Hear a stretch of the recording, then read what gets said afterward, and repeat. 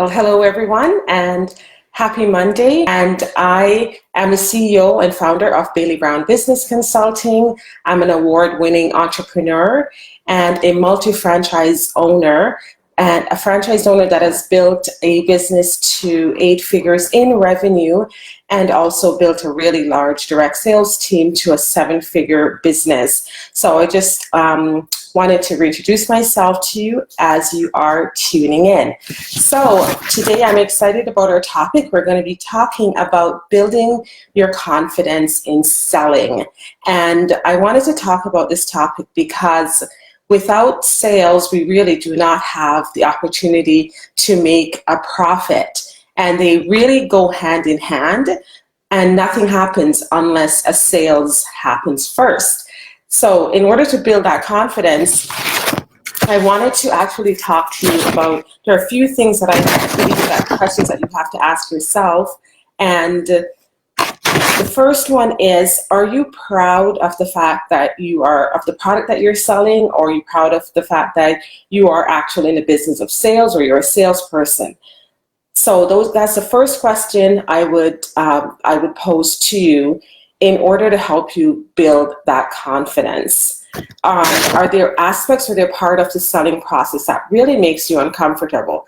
And for some people, I know, it's even asking for the sale, or even closing the sale, or following up, all those parts of the sales process, which can make people uncomfortable. Once you figure out which part of it is making you nervous or doesn't work for you, then you can actually go into getting better at it and solving that for yourself. So that's where you really need to start in asking those types of questions. The next one is, does your self-concept, and the next one is, does your self-concept of sales includes a high level of income? While I thought in the beginning, when I started in selling, I really thought some people, this was just a given that you have a high self-concept of the income that you want to make in sales. And the more and more I look at it, I realize not everyone did. Their self-concept of what they're selling and how much income that they could make, they really did not go hand in hand, because they did not either believe in themselves or believe in their product, or didn't believe in the process enough that it really could give them that type of a living. So back in the early days, I started out as a teacher and left teaching to go into sales. And I had many people that were totally surprised that as a salesperson, I could actually make more money than I was teaching. And I actually did. And in many months, I tripled my teaching income. So you have to really look at yourself and ask, do you have a really high self-concept of the product that you're selling or the business of sales?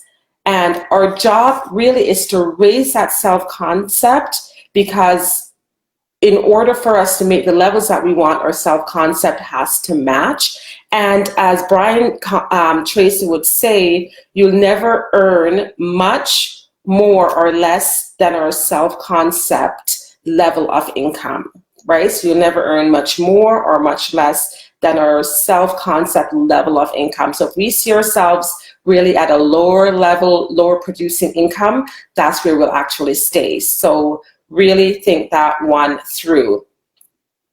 The next thing I would ask, or next question I would ask you is, can I cope with rejection?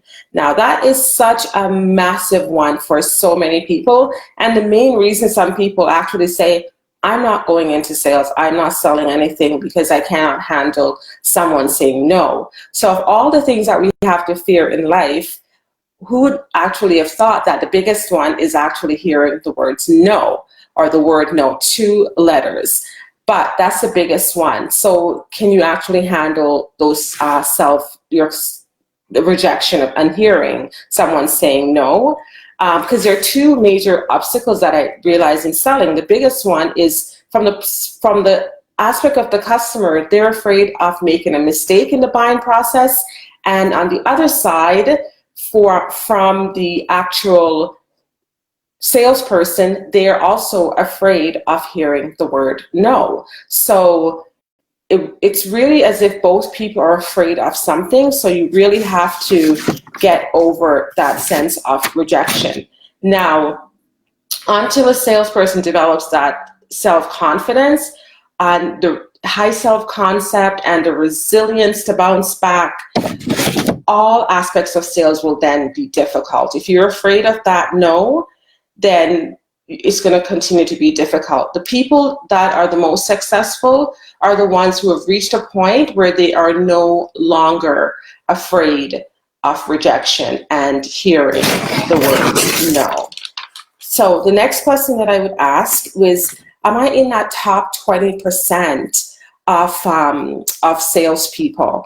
Because again, that Pareto principle where 80% of sales are made by 20% of the salespeople. And when you get into that 20% category, then you actually realize that you're more comfortable with sales, you're making a really great living from it, you're no longer worried about going back to a job.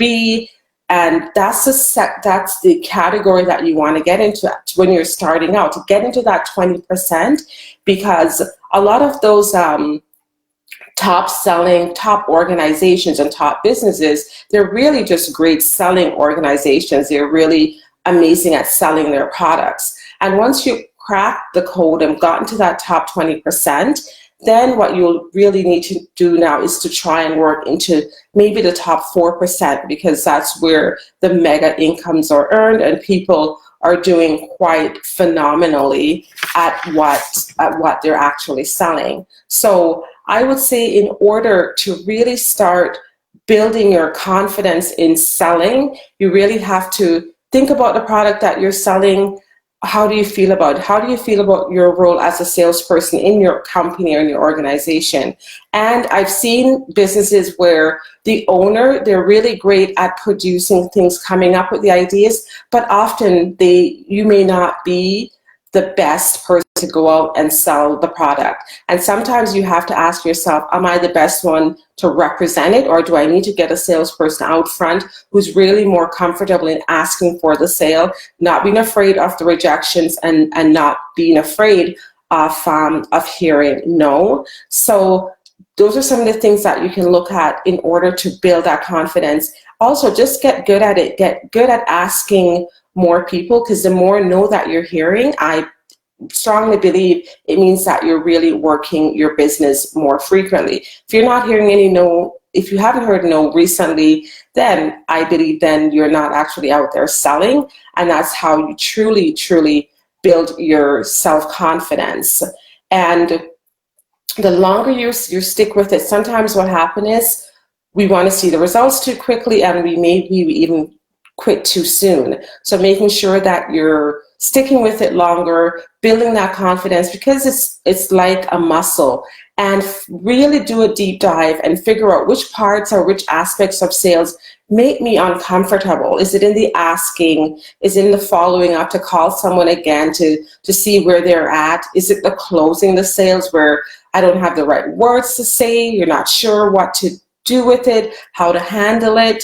And so really look at the whole process and to see which parts of it are challenging for you. And if you know what that is and you really need some help with the selling process, then leave me a message in our DMs or reach out to us at andreabailey-brown.com, and we will be happy to help you really refine your sales process. And once your sales is really up, you're going to also reap all the benefits from that, and then you'll also see that your profits are increasing. So sales, the top organizations or any company that you really admire out there, they're also top selling organizations. So look forward to working with you. Book a 30-minute consultation with us, and we will talk about the sales process and how we can better serve you so you can becoming a top selling business and a top selling superstar. Now, have a great Monday, and we look forward to chatting with you again tomorrow in our Summer of Profit series. Take care. Bye-bye.